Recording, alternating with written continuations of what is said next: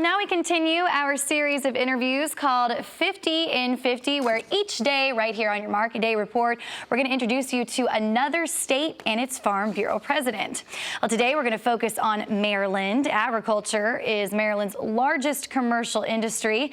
Well, the Maryland Farm Bureau's mission is to promote and protect Maryland agriculture and, of course, rural life.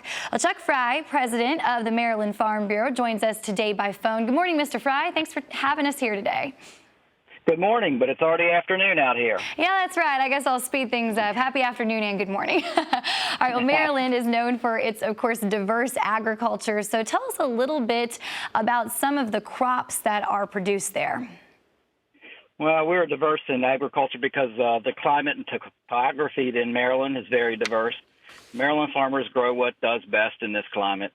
And with that said, of the million acres, 1 million acres of the state's 2 million total production acres are of an ag land, grow soybeans and corn each year. That vast majority of this goes to feed the state's top two livestock commodities, which are surprisingly poultry and dairy.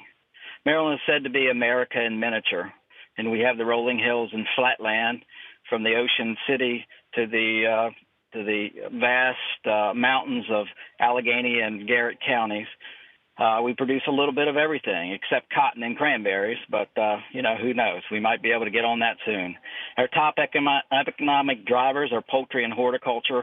Grain production is significant to feed the chickens, and we also have significant production of dairy and beef cows. Fruits and vegetables are big. Grapes for wineries are huge.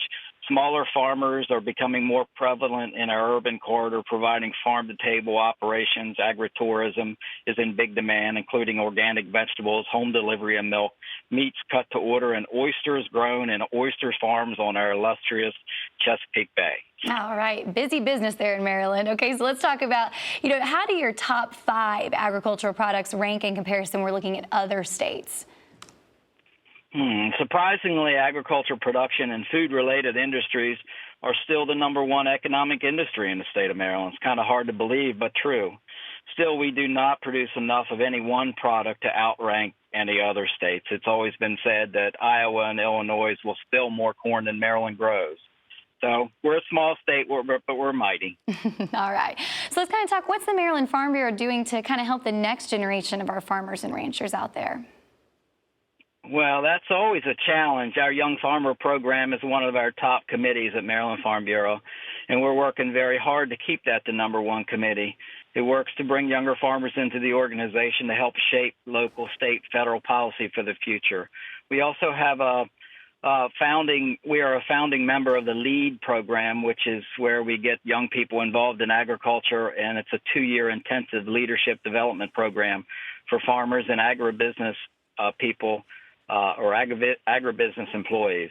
We also work closely with our land-grant college, the University of Maryland, to make sure classes, research, and outreach are targeted to the needs of our future farmers in this state.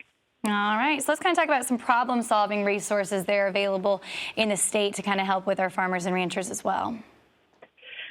Well, we have a lot of problems, obviously, but we have a lot of good successes. The University of Maryland Extension Rural Enterprise Development Center website assists our farmers and beginning farmers with business plans to help them locate funding options.